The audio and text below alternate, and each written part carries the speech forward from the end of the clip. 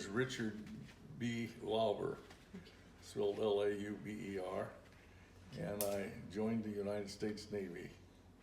And the main reason I selected the Navy was that I wanted to be a naval aviator, but of course at my age I couldn't be a pilot, but I thought I could be a gunner on a torpedo plane or an attack bomber of some sort.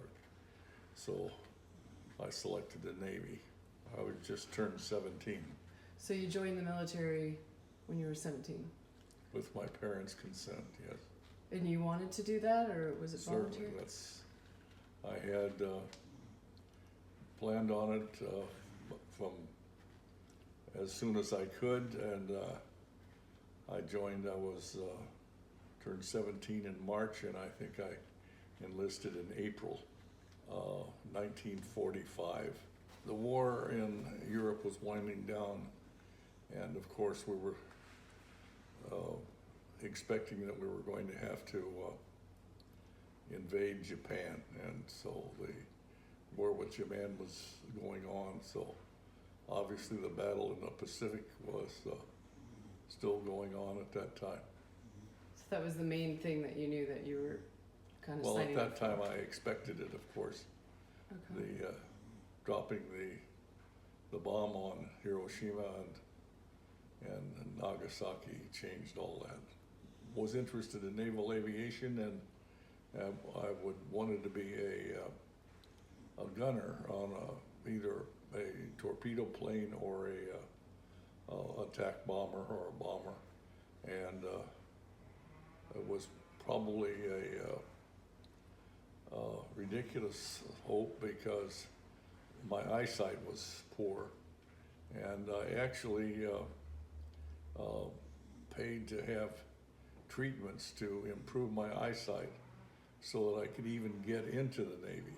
There was a series of exercises and things of that nature, and quite frankly some hints on fudging the eye test, and anyway I made the initial enlistment. However, I almost got flunked out on the second day I was in the Navy active duty because of my eyes. The doctor actually gave me a choice of staying or going home, and I elected to stay. Prior to joining the Navy, I had been a member of the Civil Air Patrol, and held the rank of sergeant in the Civil Air Patrol. And in doing that, I had done some drilling and marching of the cadets in the Civil Air Patrol. So in boot camp, they gave us opportunity to do some drilling of the company that I was in boot camp. And I assumed from that they decided that I was a candidate for platoon commander school. And so after I got out of boot camp, when we were assigned to other training, I went to platoon commander school and became a platoon commander, which basically is in charge of training recruits. It's the Navy version of the Army or Marine Corps drill sergeant, in charge of a platoon of troops, which is about 100 in the company. And much of my life, a lucky option. Obviously, being a gunner on an airplane is hardly a rewarding thing in civilian life. But being 17 years old and in charge of 100 other men or boys, whatever, I didn't think of it at the time, but it was an experience that probably held me in good stead in future years. In fact, I know it did.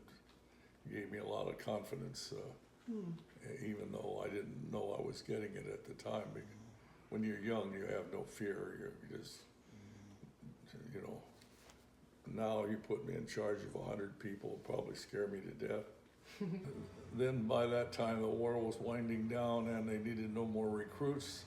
So I was out of a job training recruits, and so they shipped me to a relocation base near San Francisco, and I was assigned to an aircraft carrier, the USS Hornet, which was at that time home ported in Hunters Point, California, which is in San Francisco Bay.